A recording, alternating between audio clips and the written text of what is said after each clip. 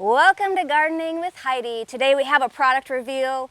It's been a while since I've done seed starters inside using lighting and controlled environments. So I just battled last year with trying to do it out here on my lanai and dealing with sprinklers and rain and fronds falling from my trees and smashing all of my seedlings. So I'm gonna save myself a little bit of headache and get a kit. So I went on to Amazon and purchased this two set product, and this was an all-in-one set that I found. It looks like it's currently not available on Amazon, but I'm going to put a link in there anyway so you can kind of go see what it is that we did get today. So we did get the 2 seed trays. So we got 60 cells, and it does come with the bottom, so you're going to want to make sure you get a bottom that doesn't have any holes, because you're going to want to keep that water in there and you don't want it running out, because we're going to create an atrium-like environment for your plants. So this kit was really nice. It actually included a heating pad. So why would you want a heating pad? I mean, a heating pad for plants? What is she, crazy? No, I'm not crazy. They like it warm. And the seeds love to have that nice warm soil temperature. And so we're having a very controlled environment, and we're making it very happy for the plants. So you're going to want to get a heating pad that's designed for plant starting. You're not going to want to use your heating pad that you have in your couch area. They're not made to get wet. So you're dealing with water and electricity, so we want to be safe. So you're going to get this, this pad here. This is very nice. You're going to also want, they come in different sizes, so you're going to want to make sure if you're buying it individually that it's going to cover the size of the tray here. So you can see this one fits nicely, and it'll flatten out once it gets, you know, it's just been rolled up in the box. So, so that's going to fit nicely. Another really neat thing that was included in this specific package was this dome. So this dome is going to cover, it perfectly fits. What that's going to do is it's going to allow all that humidity from the water from watering it. The water, when it heats up from the bottom, it's going to push that moisture up, and it's going to hit, and then it's going to go back right down into the seedling tray. So that's really nice. And this one had an additional piece that you're not going to find on all of the domes. I thought this one was actually kind of good. And it's these little, you know, it's a very simple concept, but you just line up the holes if you want some of that evaporation going on. And when you're seed starting, you don't want that water to get out, because those seeds need constant moisture to germinate. So when you're first starting, you're going to want to leave that closed.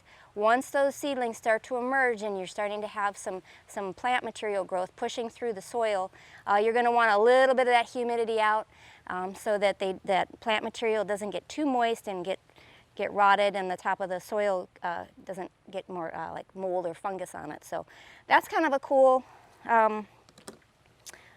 feature on this, and that's kind of why I decided. And I got 2, and it was all included. And another thing that you're also going to need to make this work, if you're doing this inside, is a light. So I found this light kit, and this light kit I thought was kind of cool.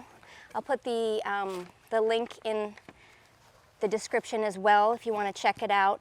I have not used this type of a lighting system before, but I don't have a lot of space in my house, and this will just take up one of my racks in my, I'm going to use my garage. What's great about the garage is it's always dark. So I can really control with this light how much light is happening around these plants. The problem is sometimes if you put these like in your house, you have ambient lighting going on till whenever you go to sleep. Plants need structured light to, like, they're genetically programmed to do certain things with certain amounts of time. So the one cool thing about this package was comes with all the proper wiring equipment and stuff like that, but this one actually has clips. It had a timer built into the power source. So I didn't need to purchase an additional timer So if you're purchasing this one, you don't need it. I might put another link in there if that would be another option, and some other things that other timers that you might want to use, and we'll go over the whole timer and how to set these plants up in another video to come. But I just wanted to show you, this is a very simple kind of tracking system.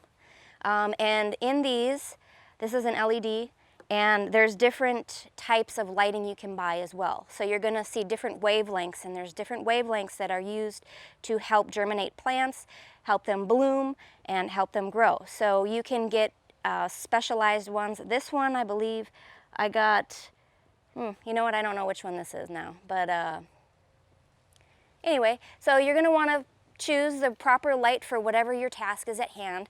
I'm going to be seed germinating and also growing them up. So I just got I think I got the it's like 3 different types of wavelengths just to really help the plant be healthy in whatever stage it is. I do have a little bit of space here, so these seedlings can stay in these trays for a little bit of time, so I didn't want to just get the one wavelength.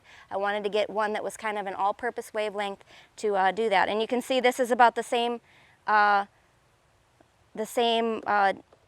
distance, so I'm not like over lighting and over killing, and I bought a set of 2, so I'm going to be using 2 of these per each tray.